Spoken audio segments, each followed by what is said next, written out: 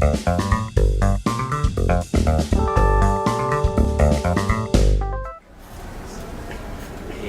otros miles de terrenos, la criminología radical crítica o nueva significó una ruptura con respecto a formas de pensar del pasado. Los estudios sobre la cuestión criminal seguramente no lo fue en este terreno. Y luego podríamos contar por lo menos una decena o una veintena de anécdotas de esas como de chisme, no sé cómo se dice en portugués, de tegolezze en italiano. Esas cosas que uno cuenta no cuando está dando clases, digamos así, que son como anécdotas. Sí, no, anécdotas no, porque la anécdota sirve para dar clases. Es como más bajo, de un carácter más bajo, claro. Gossip, que es como más bajo. Un tipo de historia media, claro, que no se cuenta así. Pero podríamos igual romper con esa regla y contar algunas en las cuales en los diálogos con los grandes, con grandes, no tan grandes, medianamente grandes, poco grandes, lo que ustedes quieran, criminólogos críticos a lo largo y al ancho del globo, uno puede reencontrar muchos patrones de esta jerarquía y por tanto de este reforzamiento de la desigualdad que podías encontrar encontrándote con Robert Merton, con Albert Cohen o con Cesare Lombroso o Enrico Ferri. Tal vez incluso Cesare Lombroso y Enrico Ferri eran tipos bastante más abiertos a escuchar sobre el sur porque vivían en definitiva ahí, en el borde de lo civilizado, ¿no? Vivían, de acuerdo a su propia visión, vivían un poco en la frontera. Italia era comunitaria. Pero entonces estas ideas de carácter general universal producidas en el norte sin lugar, sin espacio, son absorbidas no solamente por los intelectuales que habitan y trabajan en el norte, sino también por los intelectuales que habitan y trabajan en el sur. Eso es, de algún modo, lo que tratamos de describir en el bloque de la mañana cuando nos referíamos a los procesos de importación. Los procesos de importación se construyen sobre la base de una jerarquía y de una desigualdad. Y por eso, una parte muy sustantiva de los procesos de viaje de ideas en el campo criminológico se han generado entre el norte y el sur, y en una dirección que es siempre la misma. Sin embargo, voy a tratar, si tengo tiempo, tendría que ser tener bastante suerte para eso, luego introducir el problema de los otros viajes como un problema de investigación sobre la historia de la criminología contemporánea. Un problema, por otro lado, del que nosotros, que vivimos y trabajamos en contextos semiperiféricos o periféricos, deberíamos ocuparnos mucho más de lo que hacemos frecuentemente, que es el de los viajes sur-sur o incluso de los viajes sur-norte, ¿no? de estos momentos medio raros de reversión de influencias. Pero voy a volver sobre eso hacia el final. La adopción de conceptos y argumentos como universales, como generales, como conceptos y argumentos sin lugar, sin espacio, también implica la adopción de problemas. Y esto es un componente que es fundamental. Los problemas con los que se construyó el pensamiento criminológico a nivel global son problemas edificados sobre un conjunto bastante pequeñito de sociedades del norte global donde vive algo así como entre el 8 y el 10% de la población del mundo. Las maneras de identificar las cosas de las cuales la mente se debe ocupar, los problemas para el pensamiento, estuvo fuertemente ligada a esas experiencias y a esos procesos históricos, ¿no? Por tanto, nos interesa la urbanización y el delito como problema. ¿Por qué? Porque fue un problema muy importante tanto en la Europa desde el siglo XIX como en los Estados Unidos de fines del siglo XIX y comienzo del siglo XX. Y por eso el problema del delito y la ciudad fue siempre un problema muy importante en la literatura producida por autores tan dispares como Friedrich Engels o Robert Park, para citar a uno de los intelectuales que estábamos comentando.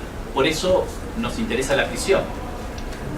Nos interesa la prisión, una gran invención del norte global, de una serie, de un puñado de países, en un proceso histórico muy concreto, que es el proceso de consolidación, el surgimiento y consolidación del capitalismo, pero es también el proceso de transformación radical de las formas de ejercer del poder, que acompaña esas transformaciones económicas y que al mismo tiempo las hace posibles.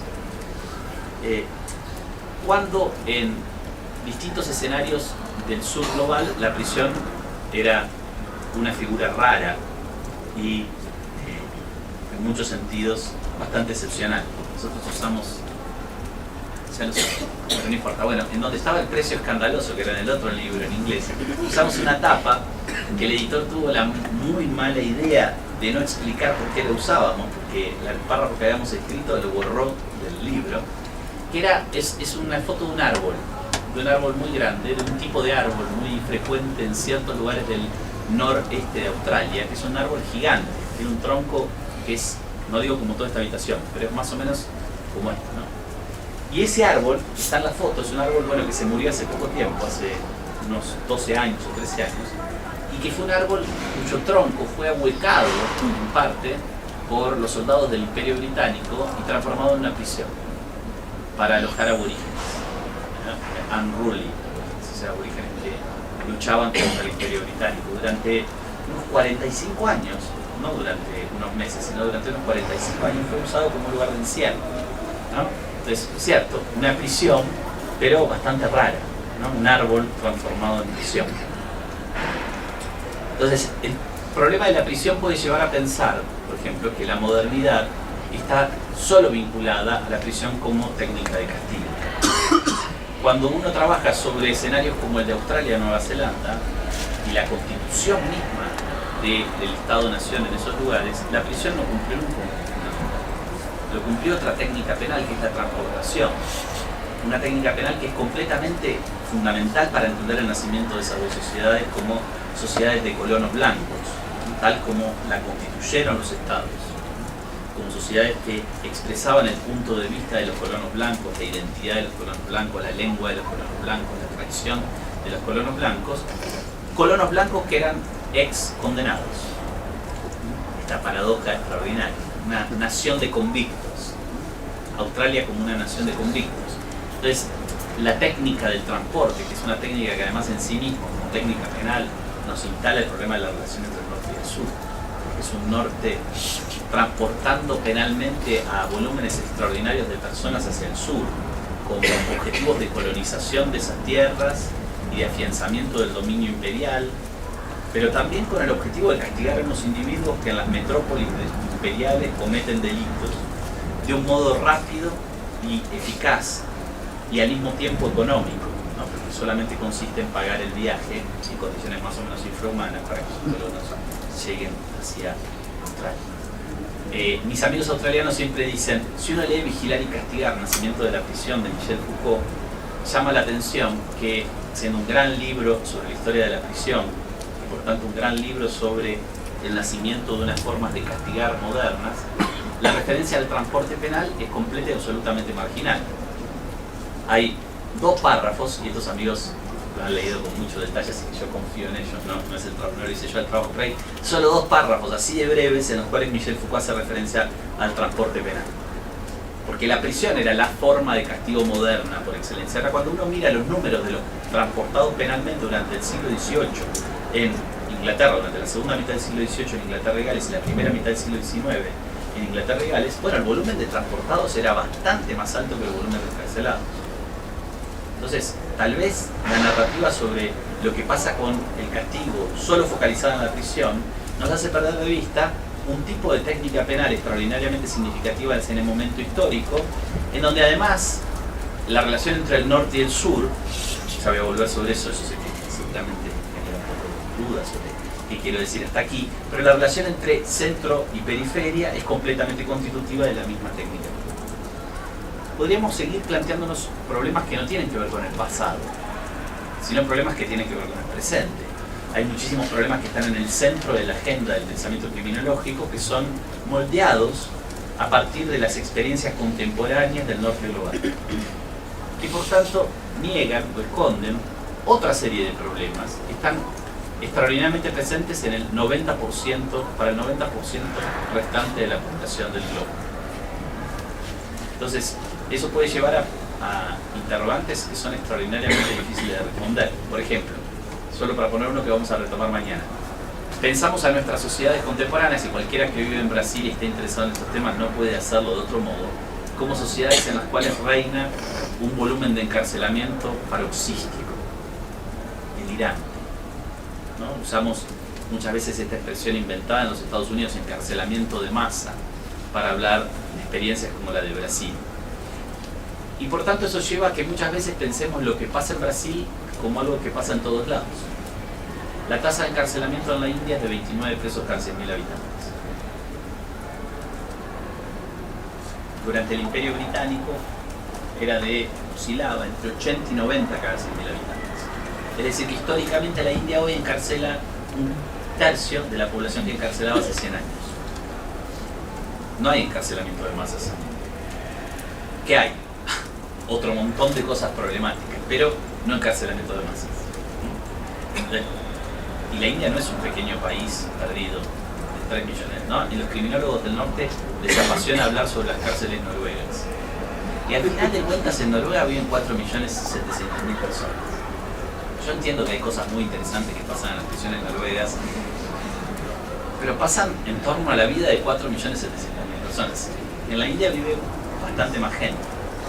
Si queremos encontrar un texto en estas revistas de las que hablábamos hoy más temprano, importantes en el panorama global del pensamiento criminológico sobre el encarcelamiento o la ausencia del encarcelamiento de masas en la India, tenemos problemas. Tenemos que buscar mucho y probablemente no lo encontremos. Y es raro, porque además, bueno, la India es un país colonizado por el Imperio Británico. Es un país donde en las universidades se enseña en inglés, en parte, donde hay una parte de los intelectuales que escriben en inglés. Entonces resulta todavía más llamativo. Entonces no solamente se trata de, como enfatizábamos ya hoy a la mañana, de la construcción de argumentos y de conceptos de carácter general y universal que viajan y atraviesan las fronteras, sino también en la construcción de problemas, la manera en la que pensamos los problemas, no solamente la manera en la que respondemos a esos problemas. Y eso hace perder de vista no solamente que esos problemas están enraizados en experiencias concretas, específicas, de tiempos y lugares específicos, sino además, como el caso del transporte penal lo demuestra muy fuertemente, y por eso nuestro artículo del año 2016 siempre fue un argumento fundamental, un ejemplo fundamental, y de ahí en adelante lo sigue siendo. También desconoce cómo los problemas, esos de los que el campo criminológico fuertemente influenciado por las producciones intelectuales del norte global suele hablar, cómo esos problemas están entrelazados, están relacionados con una manera de construir las relaciones entre el norte y el sur.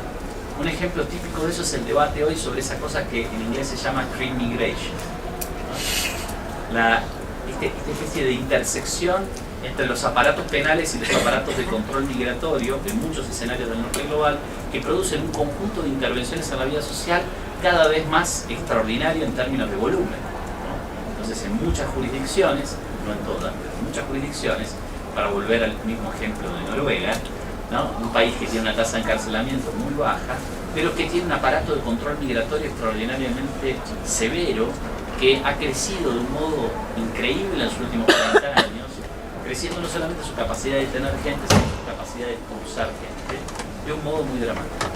Entonces ese pequeño país, más o menos idílico en términos penales, es un país que combina su idilio penal, su paraíso penal, bajo nivel de encarcelamiento, cárceles medianamente dignas, bla bla bla, con un tipo de control migratorio extraordinariamente severo y cuya severidad no para de crecer. Entonces se dice, bueno, crime migration. Bueno, no, es imposible pensar en crime migration sin pensar en la relación entre el norte y el sur, que es constitutiva de esa relación. Sin embargo, tenemos muchos intelectuales del norte global que escriben sobre crime migration sin dar cuenta de estas bases que son del todo evidentes y que están vinculadas a lo que podríamos llamar, con un lenguaje de otra época, la realidad del imperio, ¿no? La realidad del imperio pasado y presente, ¿no? Las viejas realidades del imperio y los legados de esas realidades en el tiempo contemporáneo. No es casual que muy frecuentemente, con esto ya empiezo a conectarme con el tercer punto que pretendo desarrollar, no es casual que muy frecuentemente asociemos la expresión norte global a un conjunto de sociedades, una parte de las cuales fueron las potencias imperiales en el momento de la construcción del capitalismo como un modo de vida a nivel global. No es casual que una parte al menos de estas sociedades sean esas, porque lo imperial, la realidad del imperio pasado y presente, constituye un componente fundamental de esta división. Nosotros empleamos en esta serie de textos la distinción entre norte y sur como una metáfora imperfecta, y por tanto asumimos desde el vamos, y sobre todo yo, diría yo en este grupo de gente interesada en esto, asumimos desde el vamos los defectos de esta metáfora. y la usamos un poco porque tampoco encontramos otra. Cuando alguien proponga otra, estamos dispuestos a revisarla y en todo caso desecharla. No estamos enamorados de la metáfora. La metáfora es una metáfora que ilumina cosas y oscurece otras. Tiene una fijación geográfica inicial que es altamente problemática. Las expresiones Global North and Global South empezaron a ser usadas en inglés en el campo de las relaciones internacionales, en una experiencia de política de las relaciones internacionales hoy bastante olvidada, que fue la Comisión sobre el Desarrollo presidida por Willy Brandt, el ex primer ministro de la República Federal Alemana, que, digamos, a fines de los años 70, empezó en 1977, buscaba hacer una iniciativa de una serie de países socialdemócratas para instalar en el centro del debate internacional las desigualdades a escala global. Y que en lugar de usar lenguajes en ese momento todavía muy de moda en el campo de las relaciones internacionales y en el discurso de la política, como el lenguaje de desarrollo, subdesarrollo, vías de desarrollo, eligió este vocabulario, norte y sur. Y de hecho, el primer reporte de esa comisión, que se publica en 1981, es uno de los primeros ejercicios en el lenguaje estilo organismo internacional de aparición de la distinción entre el norte y el sur global. De hecho, en el informe de 1981, después se reproduce en el informe de 1983, hay un mapa del mundo en donde se traza la línea divisoria entre el norte y el sur. Es una línea bastante difícil de trazar, porque evidentemente hay lugares del hemisferio norte que no encontraban en ese momento histórico una buena traducción en lo que para esos políticos, funcionarios de organismos internacionales, pero también profesores y activistas, aparecía como el norte. El norte estaba vinculado a lo rico, ¿no? Entonces, claramente, un país como la India, a fines de la década del 70, comienzos de los 80, no aparecía como definible en tanto norte global. En cambio, un país como Australia, que estaba geográficamente en el hemisferio sur, sí. Entonces el mapa que trazan es un mapa todo no tiene una línea así, digamos, sino que es una línea toda así, ¿no? con una serie de excepciones que es bastante graciosa. El uso que yo pretendo plantear aquí es un uso extraordinariamente cauteloso de esta distinción, donde seguramente la referencia geográfica no es fundamental, aun cuando, justamente por la imperfección de la metáfora, la referencia geográfica sigue estando presente como un elemento. El sur es aquí lo subalterno, pero lo subalterno en un territorio particular, que es el territorio de la producción de conocimiento. Y en la discusión sobre una criminología del sur, lo subalterno en la producción de conocimiento en el campo criminológico. Esta relación de subalternidad, que implica una jerarquía y una desigualdad, implica también reconocer que hay múltiples formas de estar en el sur, que no son todas iguales. Entonces, en términos de subalternidad, no es lo mismo, como decía yo hoy un poco más graciosamente, digamos, no es lo mismo producir conocimiento en el campo criminológico en una universidad australiana que producir conocimiento en el campo criminológico en una universidad pública argentina. Objetivamente no es lo mismo. No es lo mismo porque las condiciones de trabajo no son las mismas, porque los patrones de reclutamiento de investigadores no son iguales, porque el volumen de recursos de los que se disponen no son idénticos, y por tanto porque esas condiciones objetivas impactan en la capacidad de producción intelectual. Pero también no es lo mismo porque en la Argentina hablamos español, y en Australia, en las universidades, no es el único idioma que se habla en Australia, pero en las universidades se habla en inglés. Entonces eso hace que la conexión con lo que hoy es la lengua franca del norte global en el terreno de la producción de conocimiento sea una conexión mucho más fácil para cualquiera. Entonces, si uno quiere escribir algo en inglés, habiendo nacido y habiéndose criado intelectualmente en español o en portugués, tiene que aprender a escribir en inglés. No solamente tiene que dominar esa lengua que no es la de uno, sino que tiene que aprender cómo escribir, porque se escribe de un modo distinto, se expresan las ideas de un modo diferente. De cualquier paper que publicamos en una revista científica portuguesa o de lengua española, tiene que pasar por múltiples revisiones en su estructura para poder ser publicado en una revista científica de lengua inglesa, porque nosotros solemos escribir artículos en donde hay más de una idea. Y esto no tiene, aunque suene, digamos, crítico, no tiene ningún contenido crítico. Pero en lengua inglesa uno elige una idea y escribe un artículo sobre una idea. Si hay una idea subordinada a la idea anterior, ya es problemático. Entonces, si se quiere presentar un subargumento que coexistiría con el argumento principal porque se deriva de él en el marco del mismo texto, la recomendación es, bueno, escribir otro artículo. Si tenés dos argumentos, dos artículos. Y eso es un modo de construir ideas, un modo de singularizar los argumentos y de generar debate en torno a ellos. En cambio, si uno vive en Australia, no tiene ese problema. Porque no solamente lee en inglés y escribe en inglés, sino que además tiene este formato mental sobre cómo se expresan las ideas. Y esa diferencia no es para nada menor en términos de la circulación internacional de conocimiento. Es absolutamente importante. Si ustedes toman la cantidad de libros que se publican en criminología en Brasil hoy, Brasil es un país enorme, millones y millones de habitantes. Hoy hay muchas más universidades de las que había ayer en Brasil. Ayer quiero decir, hace 50 años o también 20 años. Por tanto, hay más investigadores que trabajan en general sobre temas académicos y potencialmente sobre la criminología tal como la definimos hoy. Pero si dijéramos así en términos veloces, ¿cuántos libros se producen en Brasil en el campo criminológico? ¿Cuántos dirían? ¿30 por año? ¿Les parece bien lo que dice Mauricio? ¿Mucho, poco? ¿Es optimista, es pesimista? Metamos 50, seamos optimistas. 100. Llegamos a un nivel extraordinario, 100.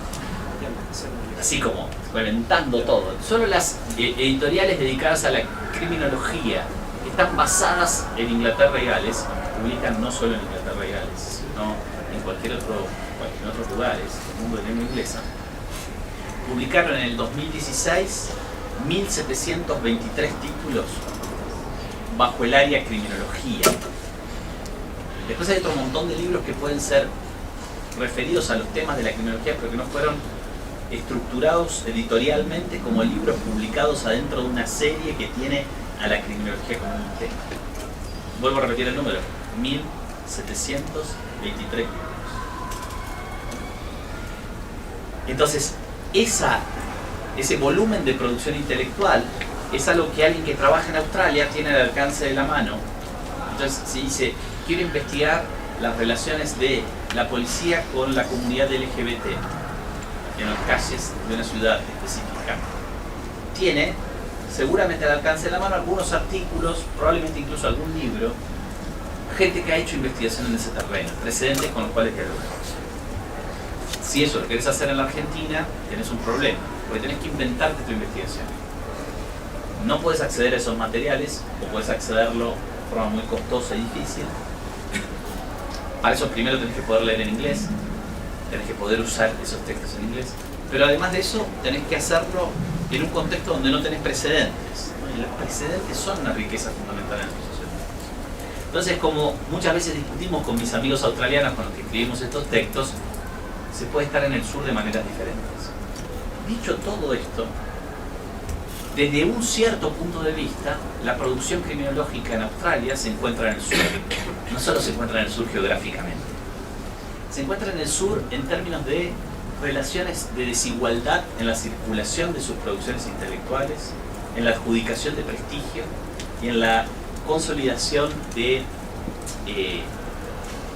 digamos así, de figuras al interior de este campo que construyen estelas, que construyen tramas de influencia. Los australianos tienen un gran criminólogo contemporáneo, voy a volver sobre eso más adelante, que es John Braithwaite. Es probablemente el criminólogo australiano más reconocido en términos internacionales.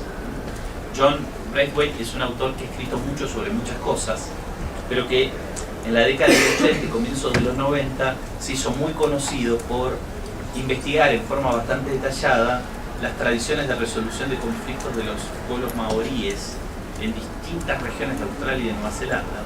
Y a partir de eso, de ese tipo de investigación socioantropológica, tratar de generar una discusión con los modos de resolución de conflictos de la justicia penal moderna. Un trabajo de investigación que le llevó unos 10 años, que implicó trabajar en varias comunidades rurales de Australia y de Nueva Zelanda, hacer mucha investigación empírica, pero también mucha elaboración teórica, en la cual Braithwaite dialogó con intelectuales de la criminología del norte global reconocidos, por ejemplo, con su tutor de tesis que fue Nils Christie. En esa tradición intelectual, Braithwaite acuñó la expresión justicia restaurativa, esa expresión que hoy todos más o menos conocemos y con la cual estamos familiarizados, que por supuesto se independizó de las manos de Braithwaite y probablemente no quiere decir lo mismo que lo que quería decir a fines de los 80 y comienzos de los 90 cuando acuñó para hacer referencia a unos procesos empíricos concretos. Ya tenemos ahí un ejemplo extraordinario de un intelectual verdaderamente extraordinario que produjo un impacto verdaderamente extraordinario. Hay un libro que se publicó hace 7 años en lengua inglesa que se llama 50 Key Thinkers in Criminology, que son esas cosas que solo los gringos hacen, ¿no? Y son la gente que le hizo esta gente que yo aprecio, quiero mucho, pero la idea misma se te tiene que ocurrir, ¿no? Vamos a hacer un libro en donde elijamos a 50 pensadores claves del campo criminológico y vamos a escribir como pequeños artículos biográficos sobre sus ideas. Uno de esos 50 es John Braithwaite, ¿no? Es todo un logro para un australiano estar en ese elenco de 50 personas elegidas por investigadores británicos, que son los que editaron el libro. Pero es cierto que el ejemplo de Braithwaite es más bien excepcional. De todas maneras, no es lo mismo trabajar haciendo criminología en Australia que trabajar haciendo criminología en la Argentina. Hay distintas maneras de estar en el sur, aunque es cierto que las relaciones de desigualdad existen también en relación con ese contexto de lengua inglesa. Luego hay un segundo argumento que es muy importante, que es que los problemas australianos no son problemas edificados exclusivamente en torno a las experiencias del norte global. Y este es el segundo argumento que mis colegas australianos usan para justificar estar en todas estas iniciativas como están y utilizar una buena parte de su tiempo en promover este tipo de debate. Es que los problemas están moldeados, los problemas que se construyen en Australia como típicos de la criminología, están moldeados por las experiencias del norte global. La manera en la que se construyen esos problemas. Un reflejo de eso es que hasta hace muy poco tiempo las poblaciones originarias no tenían un lugar en la criminología australiana. Hoy esto está cambiando muy fuertemente e incluso hay programas en Australia dedicados enteramente a lo que se denomina, una expresión que a mí no me gusta mucho, pero que está muy ligada a esto de construir brands, indigenous criminology, ¿no? Criminología indígena, sería la criminología preocupada por los pueblos originarios en Australia, que es un fenómeno masivo en Australia. El nivel de criminalización de los pueblos originarios en Australia es alucinante y supera cualquier tasa de sobrerepresentación de las minorías afroamericanas en los Estados Unidos o de las minorías migrantes en Europa. Y eso se refleja, por ejemplo, en la sobrerepresentación en el encarcelamiento, que es bestial, y que en algunos estados de Australia, especialmente los estados del este y el norte australiano, directamente adquiere proporciones alucinantes. Entonces, ese es un ejemplo de cómo en el campo criminológico, durante mucho tiempo los australianos estuvieron cegados a un típico problema que les quemaba los ojos, como dicen los franceses, ¿no? Les quemaba los ojos, que tiene una intensidad extraordinaria, pero la presencia de ese pensamiento metropolitano hacía que eso tuviera